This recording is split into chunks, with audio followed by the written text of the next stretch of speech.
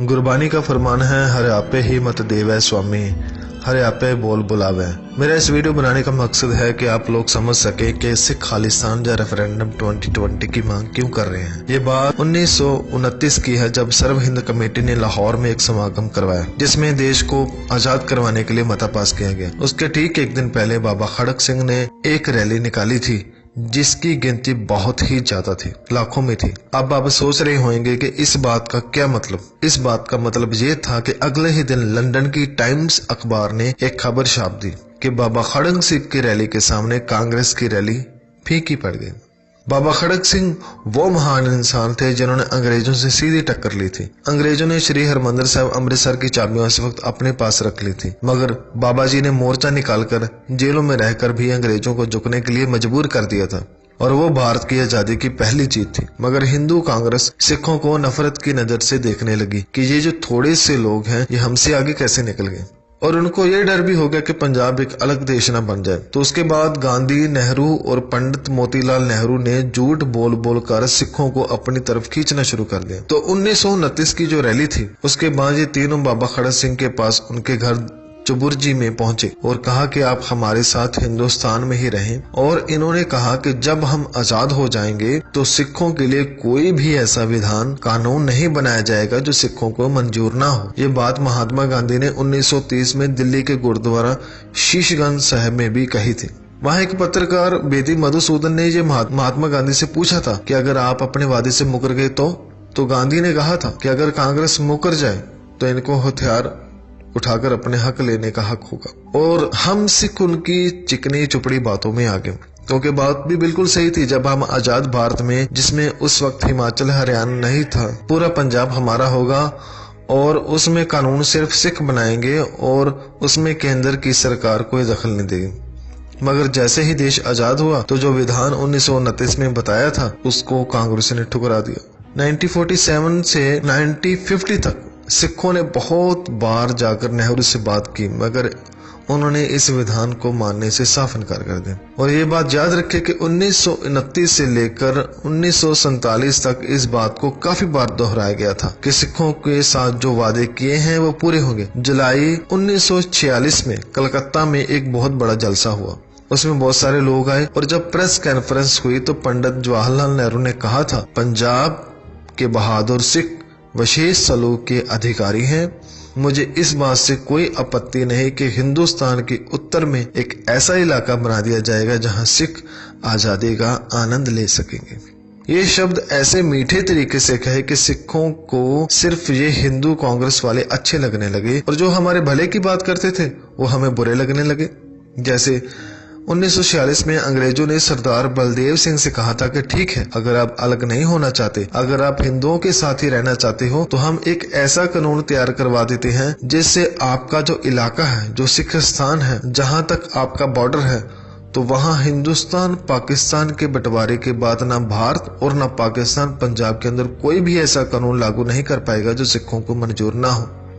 पेशकश तो बहुत अच्छी थी, मगर उस वक्त के सिखों पर नेहरू और गांधी की मीठी बातों का भूत सवार था। तो बलदेव सिंह ने झटपट ये बात नेहरू को जा बताई और वो प्रस्ताव रद्द हो गया। अगर सिख उसको मान लेते तो सिख पाकिस्तान और भारत दोनों देशों से शक्तिशाली प्रभावशाली स्थान प्राप्त कर सकता था। उसके बाद भी बहुत सारे सिखों को पेशकश आई। अप्रैल 1947 में भी बरतानवी सरकार ने मास्टर तारा सिंह को अपना इलाका लेने के लिए कहा था, पर उसने भी ये बात ठुकरा दी, हमारी बदकिस्मती।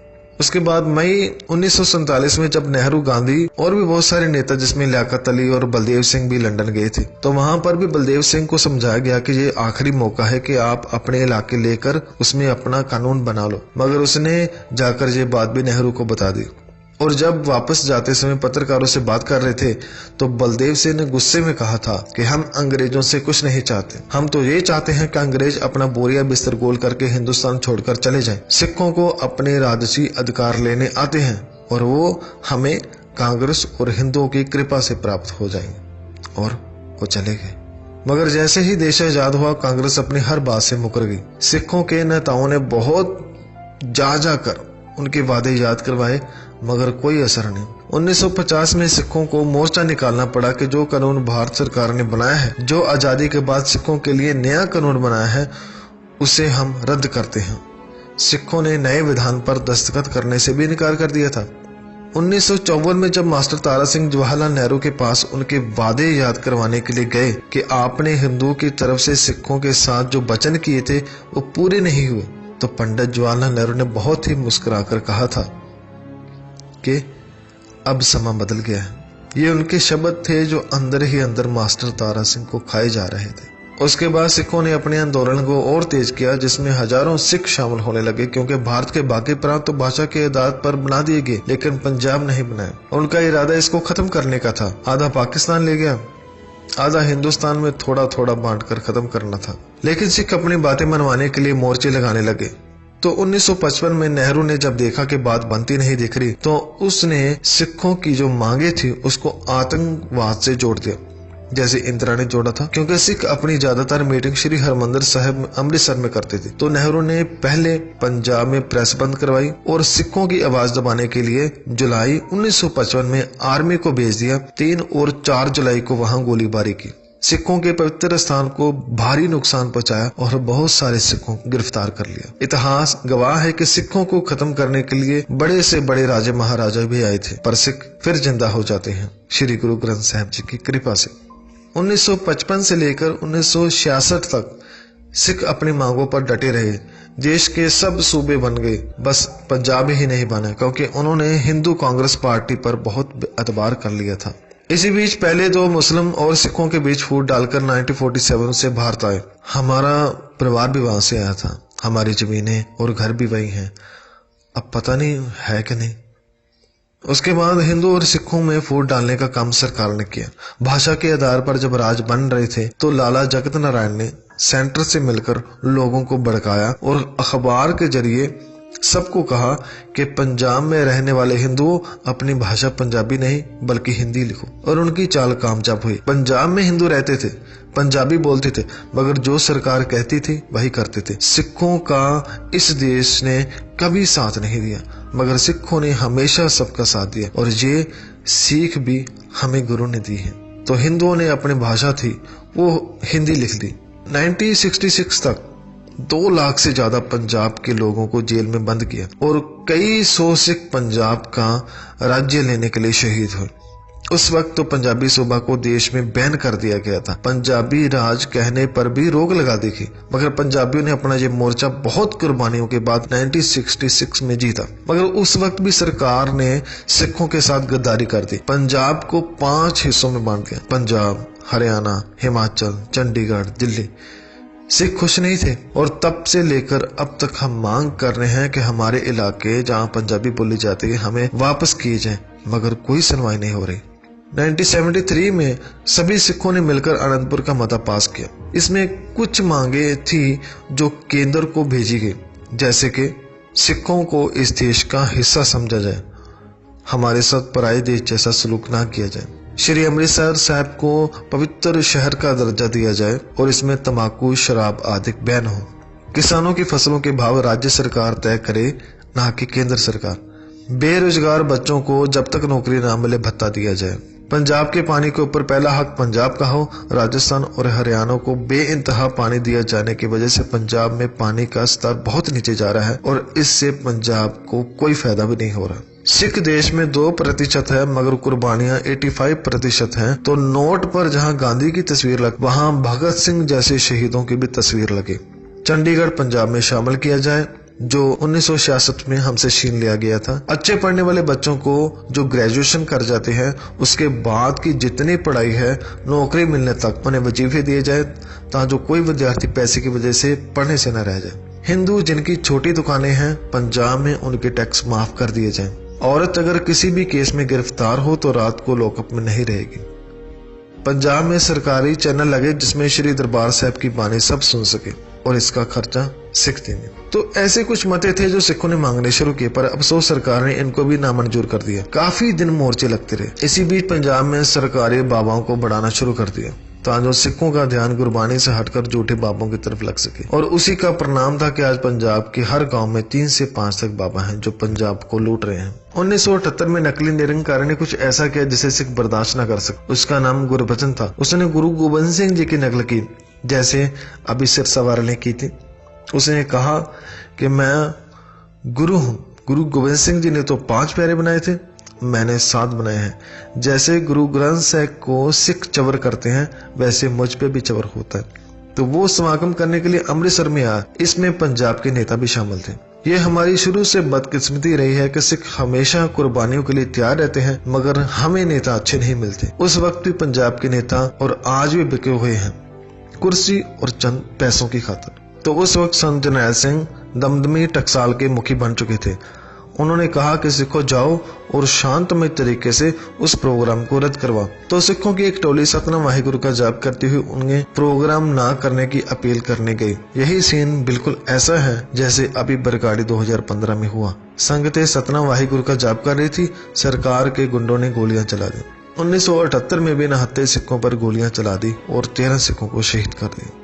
तो पंजाब को हर तरफ से मारा जाने लगा, मगर खालिस्तान की मांग कभी नहीं की। ये मांग सिर्फ मीडिया वाले फैलाते थे।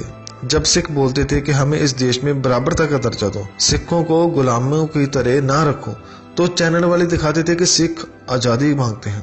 पंजाब से बाहर रहने वालों को तब भी और अब भी मालूम नहीं कि सच क्या है। जैसा मीडिया ने बताया है वैसे ही अब बोलते हैं। संत जरनैल सिंह ने कभी भी खालिस्तान की मांग नहीं की। उनकी सारी रिकॉर्डिंग नेट पर है, कोई भी सुन सकता है, मगर सुने कौन? आप सबके अंदर जहर भर दिया गया है जो निकालना बहुत मुश्किल है। तो जिस आनंदपुर के मते की मैं बात कर रहा था 1973 में जो चला था, वो दोबारा संत जरनैल सिंह जी ने चलाया और उसको नाम दिया धर्मजित मोर्चा। वो सिखों की मांगों को लेकर केंद्र की तरफ बढ़ा। अब इंदिरा प्रधानमंत्री थी। इंदिरा ने संत जी को कांग्रेस में आने के लिए कहा। उसे लगा कि ये भी बाकी पंजाब के नेताओं की तरह बिका हुआ है, मगर वो गलत थे। और यही बात इंदिरा की ईगो को हट कर गई और उसने सिखों की मांगों को मानने से इनकार कर दिया। सिखों ने बहुत मोर्चे निकाले, मगर हर बार सिखों को मारा गया, पीटा गया, गुरुद्वारे में आग लगाई गई, गुरु ग्रंथ साहिब को फाड़ा, जैसे आजकल भी चल रहा है। तो इस बार भी वही हुआ जो नेहरू ने किया था। सिख मांगों को देशद्रोही का नाम दिया और संत जी और उनके साथियों को आतंकवादी कहकर बुलाया और कहा कि इनका पाकिस्तान के साथ संबंध है, ISI के साथ संबंध है, जो कि बिल्कुल गलत था। इसके बारे में आप सुब्रमण्यम की इंटरव्यू भी सुन सकते हैं।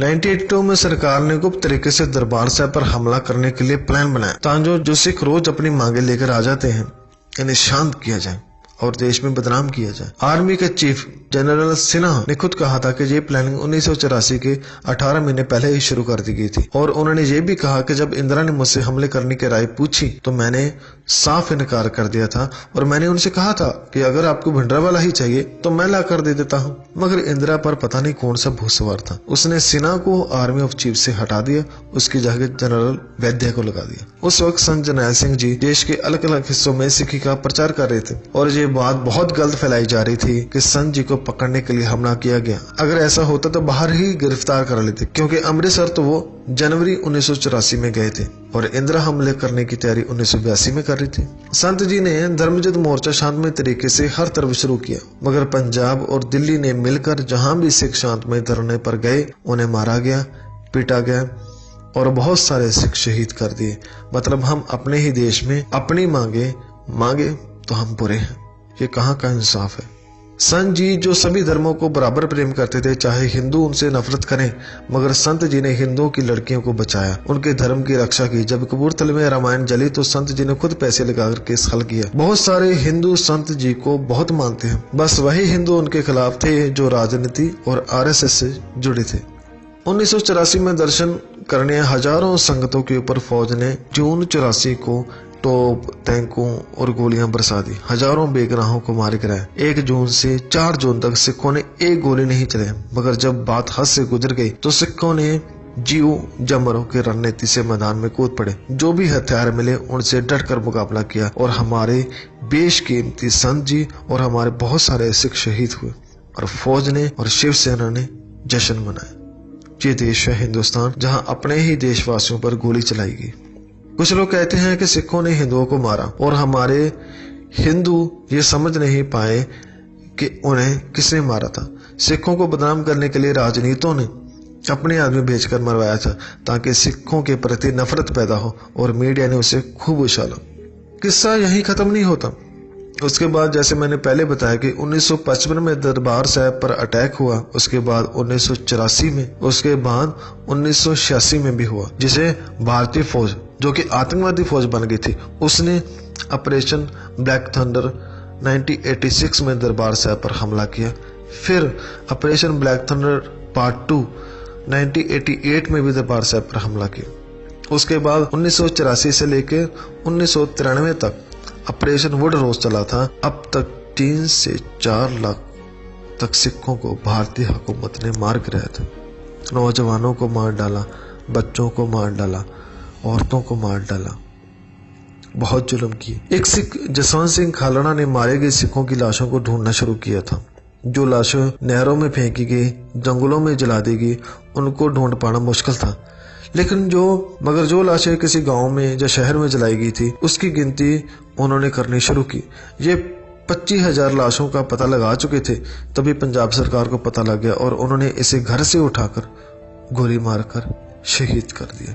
सिखों को कभी भी इंसाफ नहीं मिला। सिख जो कि देश के 2% है, मगर देश की आजादी और बॉर्डर पर कुर्बानियां देने में 85% है। उसी देश के वासियों को, पंजाबियों को, सिखों को भारत ने लाखों की तादाद में मारा। हम बिल्कुल खत्म हो चुके थे। जो बचे थे उन्हें नशे में लगा दिया और पंजाब में तरह तरह से बाबा लोग, पीर, माता, पता नहीं क्या क्या भेजा। पंजाब को बर्बाद करने की साजिश 1947 से 2018 तक चलती आ रही है। अभी भी पता नहीं आपको मालूम है या नहीं, हर रोज सिखों पर अत्याचार होते हैं। हमारे गुरु की बेअदबी होती है। अगर सिख आवाज उठाती है तो उन्हें मारा जाता है। ऐसे में आप खुद बताएं, सिख अलग देश की मांग करता है तो क्या गलत है? जब 70 सालों में हमें देश ने नहीं अपनाया, उल्टा हमसे जो था वो सब छीन लिया, तो हम इस देश को अब किस मुंह से अपनाएं? अब भी सिख चाहते हैं कि हमारे पंजाब के बोलने वाले इलाके हमें दें। 1984 से अब तक जो सिख मारे गए उनको इंसाफ दो। पंजाब के पानियों का हक हमें दो। गुरु ग्रंथ साहब की बेअदबी पर रोक लगाएं। धारा 25 को खत्म किया जाए। सिखों को भी एक इंसान समझा जाए। आज शिलांग में सिखों को निकाला जा रहा है। मध्य प्रदेश में हमारे सिखलीकर भाइयों को परेशान किया जा रहा है। ये बेइंसाफी कब बंद होगी? अगर आज भी हमारी मांगों को पूरा करते हैं तो सिख खुशी खुशी रह सकते हैं। अगर नहीं तो पंजाब की जो रेफरेंडम 2020 की आवाज उठी है और जैसे हम पर जुल्म बादस्तूर जारी है तो सिख अलग देश की मांग करते रहेंगे, क्योंकि सिखों को हक लेने आते हैं। अंत में मैं सभी चैनल वालों को और आम जनता को यही कहना चाहता हूँ कि सुनी सुनाई बातों पर विश्वास मत करें। खुद पंजाब में जाकर जिन पर जुल्म हुए हैं उनसे सच पूछें, तो ही आपको उनके दर्द का पता चलेगा। वाहिगुरू जी का खालसा, वाहिगुरू जी की फतेह।